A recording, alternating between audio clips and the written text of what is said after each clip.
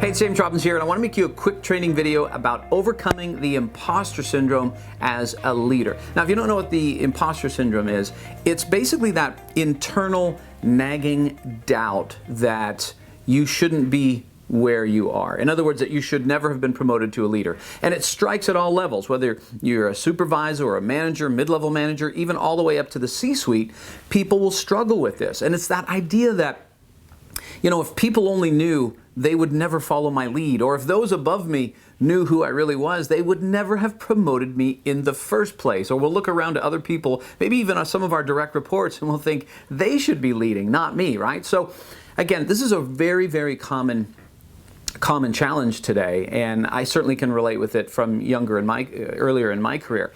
But here's the thing.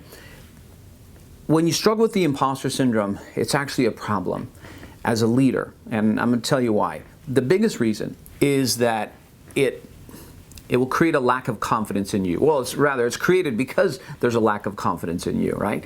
And the thing about confidence is that people sense that. They sense confidence, and they sense when you're not confident. And the problem when we're not confident is it begins to erode the trust that the team has in us. Because when it comes to trust, one of the sources of trust is competence. You know, when people, they want to know that you know what you're doing, right? So that they trust your advice, they trust your direction. And so when there's a lack of confidence, it erodes that a little bit. And so that's not a good thing. The other thing is you'll end up second-guessing yourself all the time. And when you're second-guessing yourself, you're not going to be decisive. And so decisiveness as a leader is really important. Now, decisiveness doesn't mean that you don't take input, that you don't listen to what anyone else is on your team wants to say about a certain decision. But it means that you've got to make a decision. And when you're struggling in your confidence and feeling like an imposter, you will delay decisions longer than they need to. The third thing that's going to happen is that you will carry around with you a sense of stress because you're always just waiting to be found out. And it creates an extra sense of anxiety. Now listen, leadership is tough enough. We don't need to make it any more difficult by adding more stress to us and this idea of like, well, I hope people don't, find out who I am. The other thing is it affects your body language, which again, people are going to pick up. They're going to pick up on your body language as somebody who's not confident. And lastly, maybe the biggest thing is when we carry around this sense of being an imposter, what happens is we become risk-averse because it kicks off this avoidance cycle. We don't want to take risks because if we take a risk, we might fail, and then everyone will know what we already know, that we shouldn't be in this role, so let's just not take the risk. We won't throw the crazy idea out. We won't challenge maybe even the people above us on something that we see that maybe they don't see, that people need to hear, right? And so what happens is we'll become risk-averse, we'll switch into this avoidance cycle, and that is not an inspiring place to be as a leader. People don't want to follow that leader, and also you will end up just showing up and going through the motions all the time. Now I know that's not what you want to do, right? So obviously the imposter syndrome has many poor and bad side effects. So how do you get out of this if you struggle with this? And by the way, I totally understand the imposter syndrome because like half of my career was spent just doubting myself, right? When I was first told that I was going to be a leader and I had no clue what I was doing, and then even all the way up to when I was finally leading an organization, I still struggled with it, right? So I don't now, but it was a journey of growth for sure. So let me give you a couple, three tips at least. Number one, in terms of helping you overcome the imposter syndrome, number one, you got to let yourself off the hook. You've got to let yourself off the hook in that stop feeling bad about it. Because you can beat yourself up for your lack of confidence, but I'm telling you, that only works against yourself.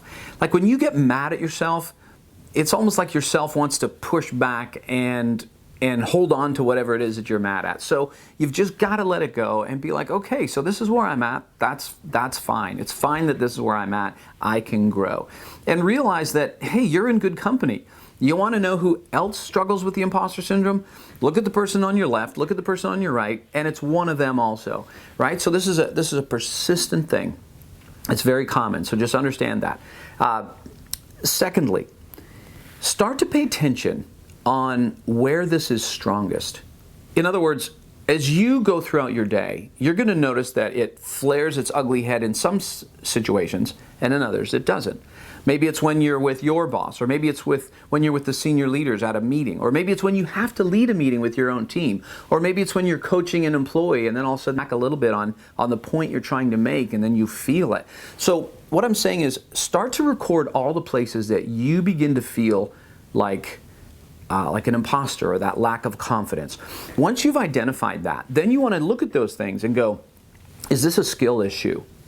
So let's say you're coaching an employee, like the example I just used, and they begin pushing back a little bit on what you're saying, and you kind of panic because you think, I don't know what to do next, and I don't know how to do this, and I shouldn't be leading, and we got to go down this spiral, right? So that's a great example to go, you know what? I need to get better at coaching people. I just need to grow in my skills in this area. So begin to identify the skill gaps that you have and get a plan together and start working on them. Because as you raise your skills, you're going to raise your competence. And as you raise your competence in various skills, your overall confidence goes up. Okay, so that's the second thing. And the third thing I would say is make sure that you're really dialed in to what you're good at and what you're not good at. You've got to know your strengths, and you've got to know what you're not so great at.